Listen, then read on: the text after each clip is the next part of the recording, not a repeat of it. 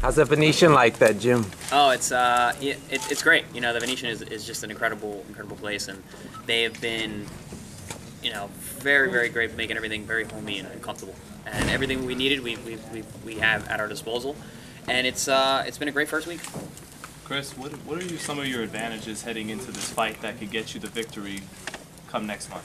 I think, you know, the fact that I'm young and hungry is a big aspect in this fight. You know, I don't know if Manny's had to deal with those kind of guys in recent years, and at this stage of his career, you know, having somebody who's going to bring it for 12 rounds and 3 minutes a round could be something difficult to deal with. Manny's been fighting at 147 a lot longer than you have. You coming up from 140, but you're the much taller man. Are you the bigger fighter by any chance, in your belief? I mean, I believe so. I thought so before the fight, you know, was even really you know, nailed down. But then when I was actually around him and saw him, I realized that I am the bigger man. But size isn't going to be the difference in this fight. Reach? Reach is important, and important in all fights, and an important part of my style. But that's not going to be the difference either. What will be the difference then? My mental approach and the fact that I believe I'm going to win this fight.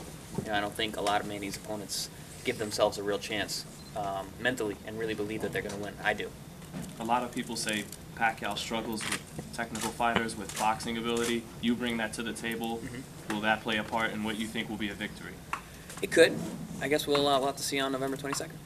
What is the difference between Pacquiao of 8, 9, and 10 when he was knocking everybody out compared to, you know, 12, 13, and 14 when he's... You know, I think it's more of his opposition, not so much that he's pulled off the gas pedal at all, because he still brings it. You know, he still brings it in his last couple fights. But he's fighting better and bigger opposition. You know, Manny started at, what, 108, 112 pounds. You know, for him to be fighting guys who are legitimate welterweights and putting them away is a difficult thing to do. But he beat the shit out of, you know, Oscar, Miguel Cotto, Hall of Famer fighter. I mean, it wasn't even a close fight. Right. And now he doesn't seem to have that same zip against guys that, you know, Miguel Cotto was pretty good in 09. Yeah, no, and Miguel Cotto's a great fighter and still is, still doing awesome. But I can't think about approaching this fight that Manny's anything less than the Manny of old. You know, in my mind, I'm dealing with that guy who fought Lelo the Waba and was shot out of a cannon from round number 1. So that's the man we're preparing for, and that's what I have in my mind. How much have you studied him? A lot of fighters say they don't study their opponents. Do you like to study, and have you seen a lot of his fights? I'm a student of the game in every aspect. So I've been watching Manny for, you know, 10, 15 years now. I've seen all of his fights since then. I wouldn't say that I really sat down and studied them like my coaches have, but you know, that's their job. My job's not really to sit there and mull over tape and watch hours and hours of tape. My coaches have already done that.